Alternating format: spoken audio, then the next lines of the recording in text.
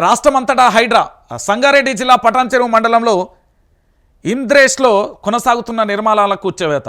అయితే ఈ పటాన్చెరుకు సంబంధించి విషయం ఏంటంటే అక్కడ ఎమ్మెల్యే దాంతోపాటు అక్కడ పూర్తి స్థాయిలో పటాన్చెరు నియోజకవర్గంలో మొత్తం డబల్ రిజిస్ట్రేషన్లు ఉన్నాయట. దాంతోపాటు బఫర్ జోన్లో ఉన్న భూములు కబ్జా చేసిల్లట, ప్రభుత్వ భూములు ఆక్రమించిల్లట. ఈ సంగతి ఏందో తాట తీసే పనిలో వైఆర్టీ బయలుదేరుతుంది. అసలు పటాన్చెరు నియోజకవర్గంలో ఏం జరుగుతుంది? పటాన్చెరు నియోజకవర్గంలో అరే ప్రభుత్వ భూమి లేదట, ఎఫ్టీఎల్ భూమి లేదట. ఏ భూమి దగ్గరికి పోయినా ఎవరైనా వెంచర్ వేయడానికి పోతే ఆల్రెడీ ఇది నాది రిజిస్ట్రేషన్ అయింది అనేది ఫేక్ డాక్యుమెంట్లు తెత్తాలట, వాడిని బెదిరిస్తాలట, ఆగమాగం అవుతుందట.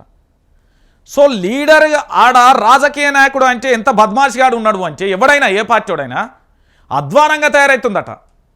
సో దాని కథ ఏంది, దాని తాట తీసే పనిలో అయితే మనం ఉండాలి.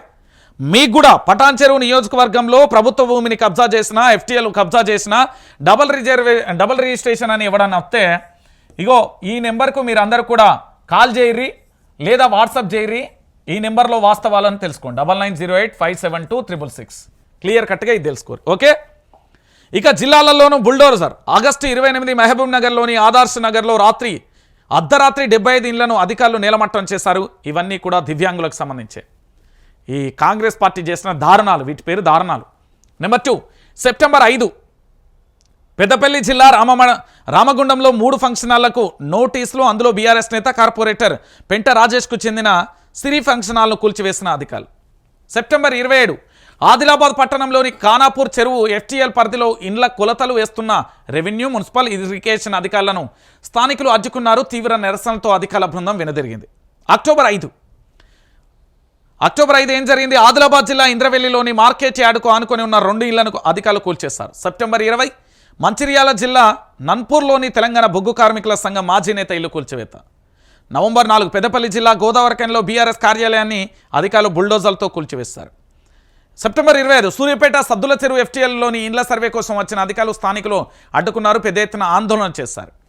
అంటే ఏం జరుగుతున్నది అంటే బుధవారం గ్రేటర్ పరిధిలోని ఓ చెరువు ఆక్రమణపై స్థానికులతో మాట్లాడుతున్న హైడ్రా కమిషనర్ రంగనాథ్ ఇల్లు కూడా ఎఫ్టీఎల్లోనే ఉన్నది. బక్కజర్సన్ అన్న పొట్టు వేసుకుంటాను. హైదరాబాద్లో బఫర్ జోన్ ఎఫ్టీఎల్ లెక్క తేల్చేదాకా చెరువులన్నింటిపై పర్యవేక్షణ అధికారం మాదే.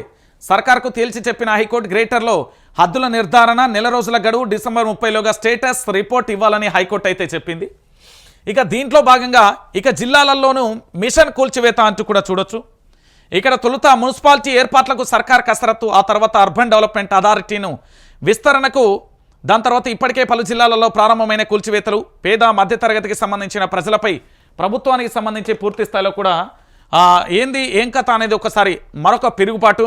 ఎఫ్టీఎల్ బఫర్ జోన్ అంటే ఇప్పటికే హడావిడి అంటూ కూడా చూడాలి సార్. ఒకసారి దీన్ని చూడు, పూర్తి స్థాయిలో తెలంగాణ ప్రాంత బిడ్డలకు సంబంధించి ఏం జరుగుతున్నది, ఏం కథ అనేది.